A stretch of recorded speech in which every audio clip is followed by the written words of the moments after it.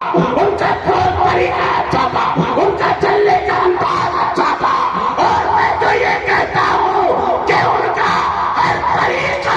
اللہ اس کے رفعت کے لیے تھا۔ تب تو آج نوجوان میں محبت کر رہے ہیں، بولے بھی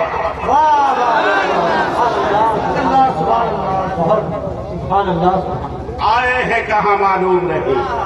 جانا ہے کہاں معلوم نہیں، سامان سفر سب ٹھیک کرو،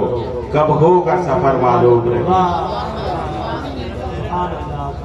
نعرہ تکبیر، نعرہ تکبیر، نعرہ رسالت، حضرت اللہ مولانا سرور القادری صاحب قبلہ، نعرہ تکبیر، نعرہ رسالت۔ اور میں نے دیکھا آج 4 دن سے یہاں کے علماء، یہاں کے حفاظ لگاتار فون پہ کہ حافظ فیروز صاحب کے چہلم میں آنا ہے۔ میں تو سوچ رہا تھا کہ سردی میں لوگ آئیں گے کہ نہیں آئیں گے، لیکن آج میں دعوے کے ساتھ کہتا ہوں کہ آپ کا جلسہ کامیاب ہو گیا۔ سبحان اللہ، سبحان اللہ، سبحان اللہ۔ اور میں نے سنا یہاں کے حفاظ علماء نے اس جلسے کے لیے محنت کی، اور یہ اس لیے محنت کیے، ان کا ان سے رشتہ یہی تھا کہ آپ نے قرآن کو پڑھا، قرآن کو حاصل کیا اور اسی راستے پہ چلے، تو آج ان حفاظ کرام نے ان سے محبت کر کے آج جلسہ چہلم کے طریقے اور جلسہ چہلم انعقاد کر کے دنیا کو دکھا دیا کہ ایک عالم سے، ایک حافظ سے اس طرح سے محبت کی جاتی ہے۔ سبحان اللہ، سبحان اللہ، سبحان اللہ۔ آج دنیا میں پڑھے لکھوں کی کمی نہیں ہے، جس نے جتنا پڑھا اتنا دنیا پڑھنے والوں نے دنیا کو جتنا پڑھا اتنا دنیا حاصل کی، لیکن یہ یاد رہے دنیا حاصل کرنے والا، دنیا کو پڑھنے والا دنیا ہی حاصل کرتا ہے، لیکن جو قرآن پڑھتا ہے وہ اللہ اور اس کے رسول کو حاصل کرتا ہے۔ جو قرآن پڑھتا ہے وہ آخرت کو پا لیتا ہے۔ آپ کو پتا ہے کہ حافظ فیروز صاحب ایک یہ کہیے کہ اس گاؤں کے اس محلے کے پرانے حفاظ میں سے تھے، پرانے حافظ قرآن میں سے تھے، اور ان کا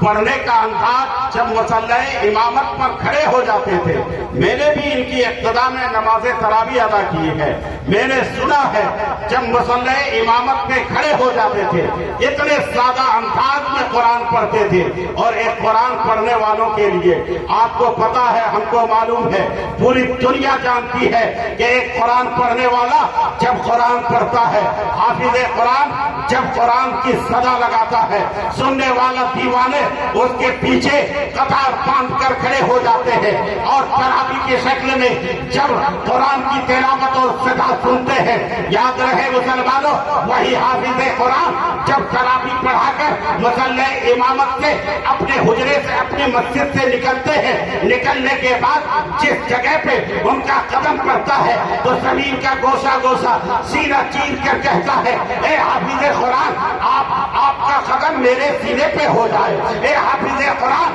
آپ کا قدم میرے سینے پہ ہو جائے۔ اے زمین، یہ میں پوچھنا چاہتا ہوں کہ تجھ میں تو ایک حافظ قرآن کے قدم کو اپنے سینے پہ کیوں رکھوانا چاہتی ہے؟ تو زمین پکار اٹھتی ہے کہ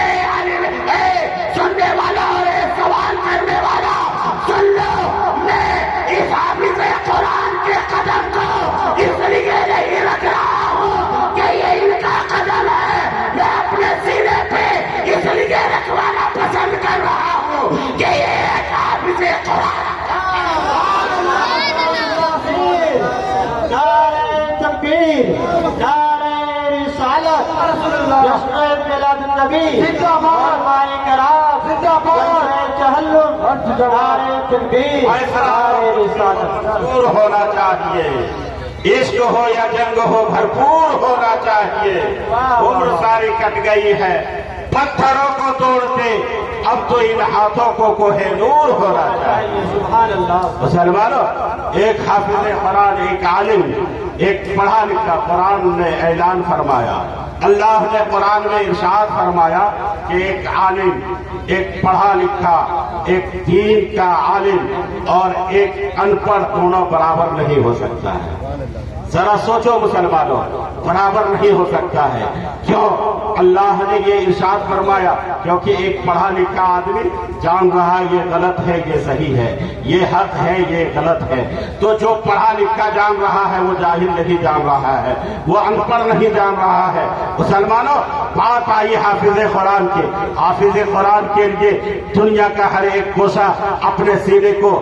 بالکل چاک کیے ہوئے بیٹھا ہے اور یہی کہہ رہا ہے کہ ایک حافظ، ایک عالم دین کا قدم پڑ جائے۔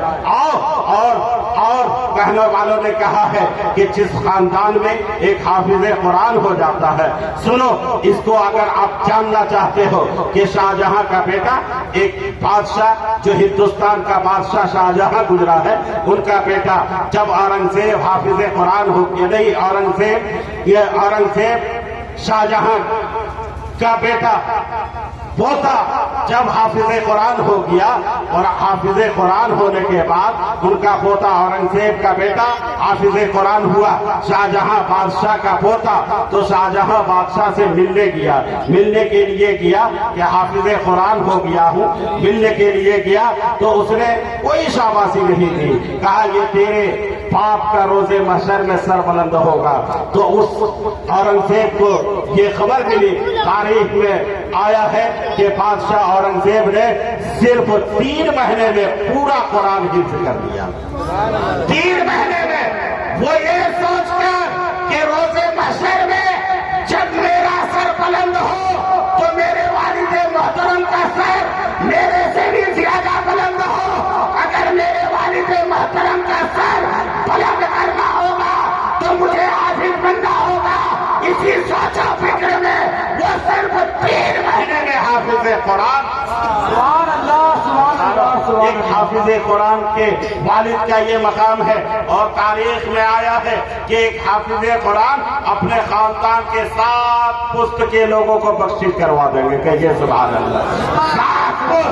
اب سوچو آپ کے خاندان میں اگر کوئی ایک حافظ قرآن ہو گیا، 7 پشت آپ کے بخشش کا سامان ہو گیا، یہ آپ سوچو روز محشر میں جب آپ سے سوال ہوگا، میں نہیں کچھ جانتا، اللہ کے رسول کے دربار میں حافظ قرآن کا رشتہ دار، ان کے خاندان والے، ان کے اہل و عیال، ان کے گھر والے، ان کے خاندان والے، رشتہ دار والے، ان کے گاؤں محلے والے یہ کہیں گے کہ اللہ کے رسول تیرے دربار میں اے پروردگار عالم، آج روز محشر میں نفسی نفسی کا عالم ہے، کوئی کسی کو پوچھنے والا نہیں ہے، لیکن اے پروردگار عالم میں کچھ نہیں جانتا، لیکن میرے محلے میں ایک حافظ قرآن تھا، ایک عالم دین تھا، ایک پڑھا لکھا آدمی تھا جو قرآن پڑھتا تھا، جو قرآن کی سزا لگاتا تھا، جو قرآن کی تلاوت کرتا تھا۔ اے پروردگار عالم میں کچھ نہیں جانتا ہوں، لیکن میں اس حافظ قرآن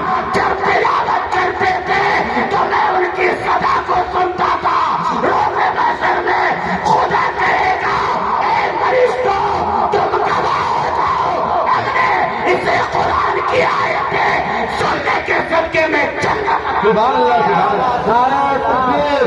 نعرہ رسالت، مسلک اعلی حضرت، مسند میلاد النبی، مسند میلاد النبی، نعرہ تکبیر، نعرہ رسالت۔ اللہ کے رسول صلی اللہ تعالیٰ علیہ وسلم نے ارشاد فرمایا کہ ایک انسان اس طرح بھی روز محشر میں آئے گا۔ میں ایک بات بتا دینا چاہتا ہوں عالم دین کے تعلق سے، آپ سن لو مسلمانوں، ایک انسان ایسا بھی حاضر ہوگا جس انسان کے گاؤں محلے میں کوئی پڑھا لکھا آدمی نہیں ہوگا، حافظ قرآن نہیں ہوگا، وہ انسان اللہ کے دربار میں پہنچے گا۔ پہنچنے کے بعد اللہ پوچھے گا اے انسان یہ بتا کون سا عمل لے کر آیا ہے؟ وہ انسان کہے گا مولا میں تو کوئی عمل نہیں کیا ہوں، میرے پاس تو کوئی عمل